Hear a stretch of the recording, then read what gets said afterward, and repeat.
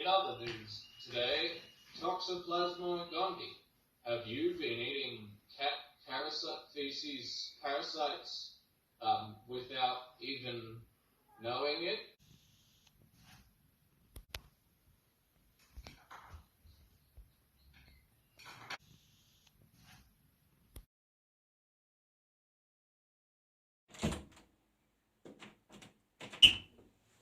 Hey Jonathan, how's it going? How you feeling, mate? Yeah?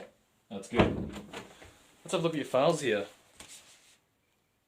Hmm, that's weird. You've got you've got Toxoplasma gondii. What's that? I'm glad you asked, because we prepared a video just for situations like these. Yeah, take a look. So you've been diagnosed with toxoplasmosis, but I have no idea what it is? Well, this video has been specifically designed just for you. In this video, we'll talk about what causes toxoplasmosis, how it causes it, how it's transmitted, and measures to diagnose, treat, and prevent the disease. Introduction to the microorganism. The cause of toxoplasmosis is by a parasite called Toxoplasma gondii. What is T. gondii? Well, it's classified as an obligate apicomplexan intracellular protozoan. What this means is that it requires a host cell to survive, and it does so by invading into cells using the apical complex seen at the tip. Once within a host cell, it will proliferate, which allows for further spread of the parasite. Its morphology as being apical and unicellular classifies it as part of the apicomplexan family. T. gondii is found globally in cats, livestock, and humans, which make up the host for the chain of transmission. Pathogenicity factors of the microorganism.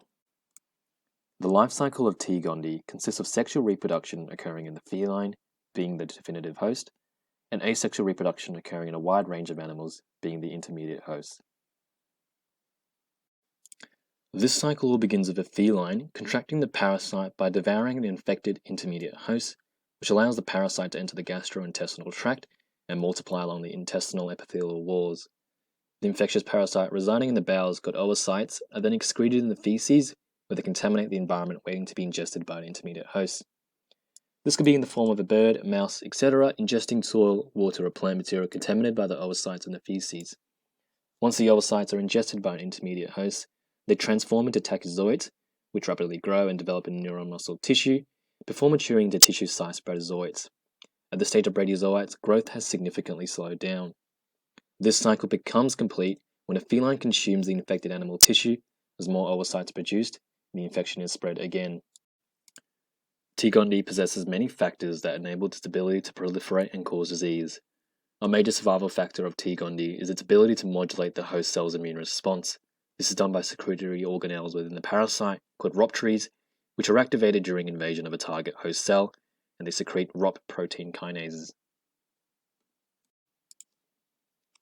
The ROP kinase family is produced by secretory organelles called rhoptries in T. gondii. The main ROP kinases that T. gondii uses are ROP18 and ROP16. Both these ROP kinases have major roles in the prevention and avoidance of the host immune response. ROP18 is secreted during invasion of the host cell, and once secreted, it patterns the membrane around the parasite and serves the function of protection against the host immune response. This is done by phosphorylating immunity-related GTpases, which inactivates them and prevents the deployment of immune cells that would have destroyed the parasite. The level of expression of ROP18 is also varied amongst different natural strains of T. gondii. ROP16 is also secreted during invasion of the host cell by the parasite. Once secreted, it targets the host nucleus with an aim of tampering with the host genome associated with an immune response. This is achieved through phosphorylation of transcription factors STAT3 and STAT6, which has a downstream effect of preventing the activation of NF-kappa beta.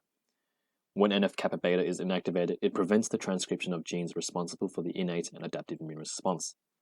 The cellular effect is a decreased level of inflammation, which increases the survivability of T. gondii.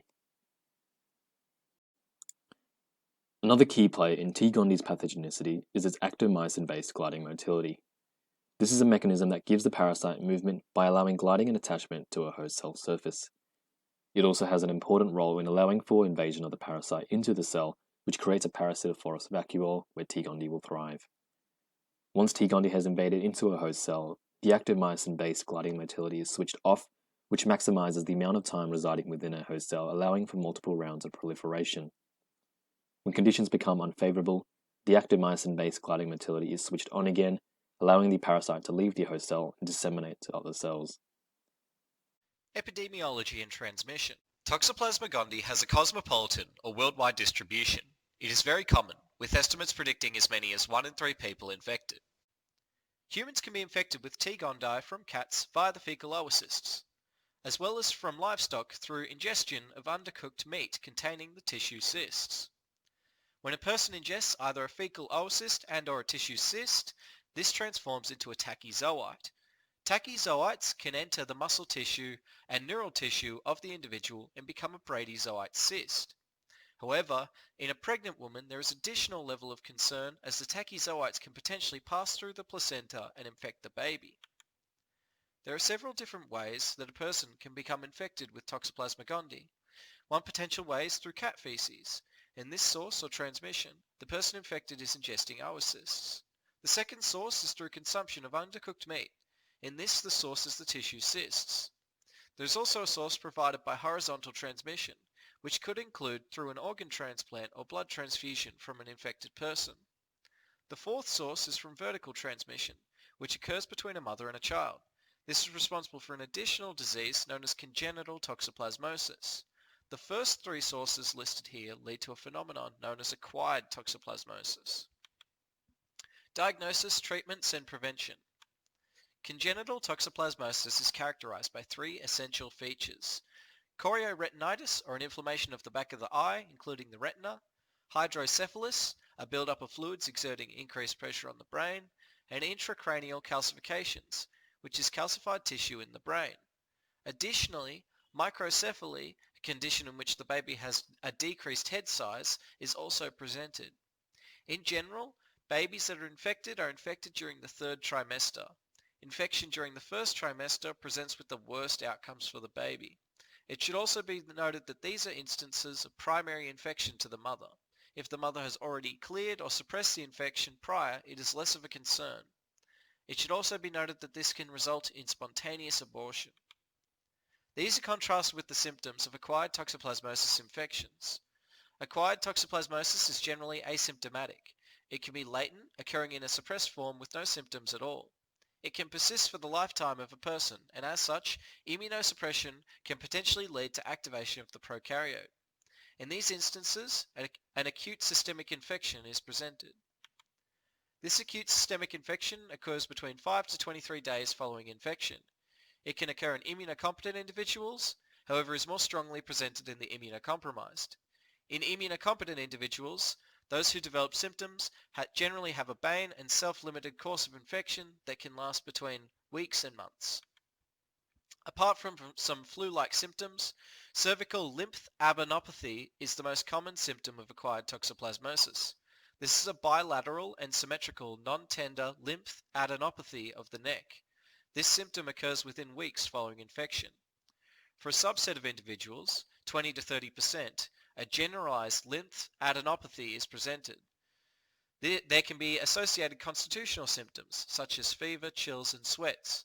This usually occurs for 2 to 3 days. If the parasite builds up in the brain, there can be neurological symptoms develop, such as schizophrenia.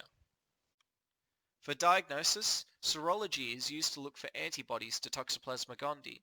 With the cerebrospinal fluid, the white Giemsa stain can be performed. Additionally, PCR can be used to look for genetic evidence of Toxoplasma gondii. For an immunocompromised patient, a head CT scan and an ophthalmological examination might need to be performed. Often because this is a bane, self-limited infection, and a lot of times individuals are asymptomatic, treatment for toxoplasmosis is not performed. However, there are special considerations for this, especially for pregnant individuals. During pregnancy, spiromycin, an antimicrobial drug, may be used to clear the infection. Alternatively, a combination of pyrimethylamine and sulfadiazine can be used to block folate metabolism. For immunocompromised persons, pyrimethylamine and sulfadiazine treatment can still be used. For associated eye diseases, corticosteroids are used for treatment. Wow, that was super informative.